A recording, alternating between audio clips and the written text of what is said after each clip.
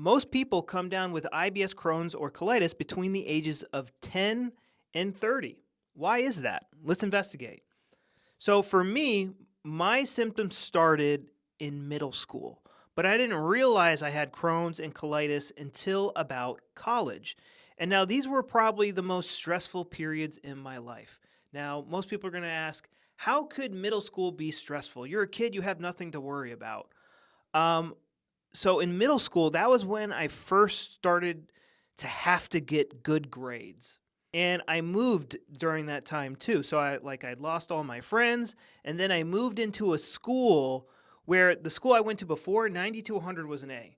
At this new school I went to, 95 to 100 was an A. So now I had to work twice as hard for the same result. And I was very unhappy with that. And school was always an issue with between me and my parents from that time on. So I see a lot of people where their Crohn's and colitis starts after they fail an exam or they get really stressed out about school. Now, my Crohn's became really bad in college because that's when I started to have like relationships and I went through some pretty big nasty breakups. It was common knowledge in the 1950s that gut disease started after a traumatic event. So a lot of people develop Crohn's and colitis in high school because now they have social pressure. They have pressure to get a boyfriend and a girlfriend. They have a pressure to get good grades. Then when they turn 18 and they graduate, there's pressure to get into a college. Maybe they have to go like now all of a sudden they're getting a taste of the real world. They're not sheltered by their parents anymore. And then in college, when somebody graduates college, there's a lot of change going on there. There's relationships. Now you got to pay for schooling, you got to pay for housing. Okay, you graduated, you didn't now you got to find a job and now you got to find a place to live. Like there's so much more stress on somebody's brain.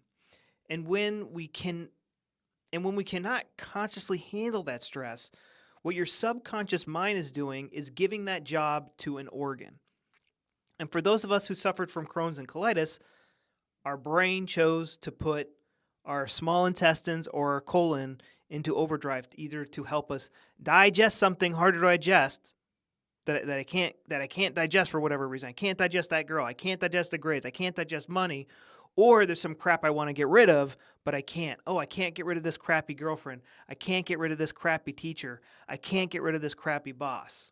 Now, some of you might think, oh, I'm in this impossible, stressful situation. There is no way for me to get better. And that's not true.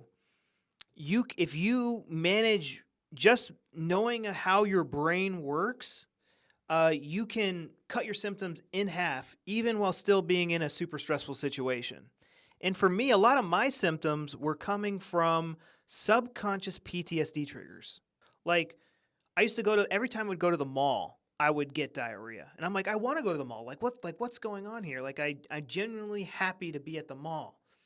But when I was a kid, I would go to the mall and then I wouldn't be allowed to have Ninja Turtles and action figures and McDonald's Happy Meals. And like, it, it was for my subconscious mind, it was a traumatic setting, and it was thrown into high alert, even as an adult walking into the mall.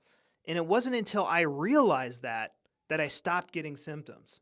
So to get better, what you need to do is find the traumatic event that put your gut into overdrive and find its PTSD triggers.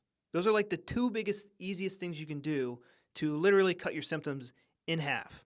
And I show people how I did that on my website, healyourgutguide.com, with my 13-day protocol.